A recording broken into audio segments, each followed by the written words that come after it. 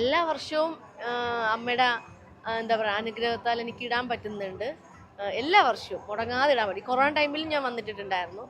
അപ്പോൾ എന്താ പറയുക ഭയങ്കര സന്തോഷമാണ്. അമ്മയുടെ അടുത്തുള്ളൊരു വിശ്വാസം കൊണ്ട് തന്നെയാണ് പൊങ്കാലിടുന്നത്. എല്ലാ പ്രാവശ്യവും ഇവിടെ പൊങ്കാലിടുന്ന എല്ലാ അമ്മമാരും എല്ലാവരും ഓരോ ആഗ്രഹത്തിൻ്റെ പുറത്താണ്, അതായത് ആഗ്രഹം മനസ്സിൽ വിചാരിച്ചിട്ടാണ് വന്ന് പൊങ്കാലിടുന്നത് നേർച്ചയായിട്ട്.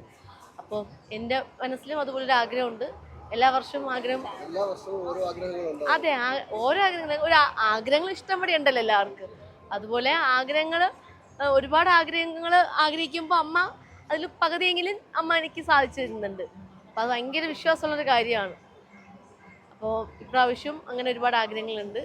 അങ്ങോട്ടും ഇങ്ങോട്ടും ഒരു മാറ്റം വരാറുണ്ട്. അപ്പം ഞാൻ അതായത് ഈ 2025 ആവുന്നതിന് മുന്നേ ഞാൻ നോക്കി വെച്ചിരിക്കും മാർച്ച് എന്നാണ് പൊങ്കാല ഏത് ദിവസമാണെന്നുള്ളത്. അപ്പൊ ആ പൊങ്കാലയ്ക്ക് വേണ്ടി വെയിറ്റ് ചെയ്യുന്നു. എന്നെ പോലെ എല്ലാരും വെയിറ്റ് ചെയ്യുന്നുണ്ട്.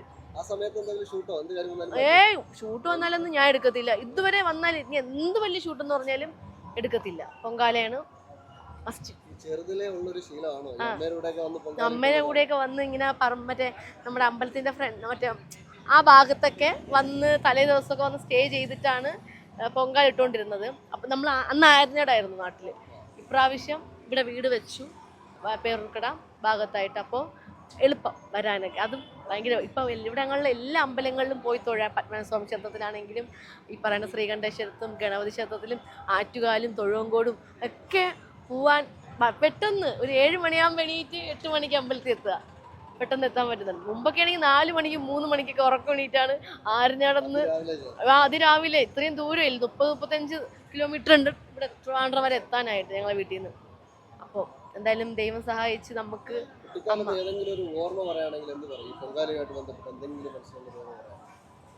അന്ന് അച്ഛനും അമ്മയും ഞാനും ഒക്കെ അച്ഛൻ്റെ ബുള്ളറ്റിൽ സ്കൂട്ടറിലാണ് പൊങ്കാലിടാൻ വരുന്നത്. ഫ്രണ്ടിൽ ചൂട്ടും ഇതൊക്കെ വെച്ചിട്ട് ഫ്രണ്ടിൽ ഞാൻ വെച്ചുകൊണ്ടിരിക്കുക. എല്ലാം എൻ്റെ കയ്യിലാണ് തരുന്നത്.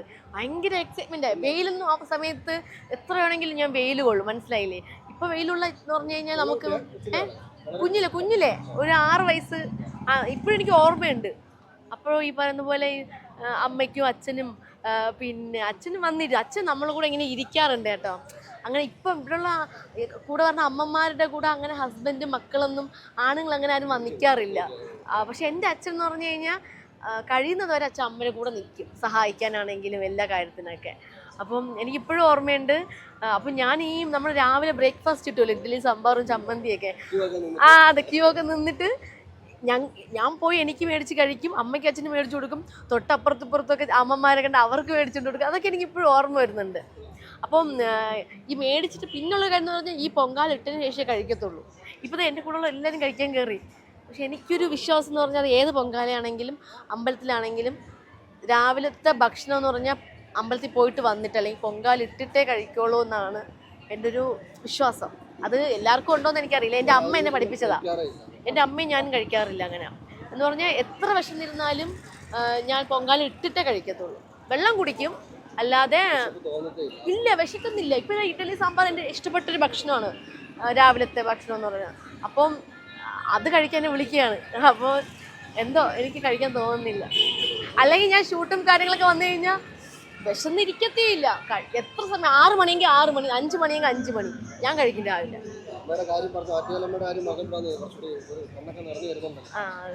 സന്തോഷമുള്ള കാര്യം, സന്തോഷക്കണ്ണീര്.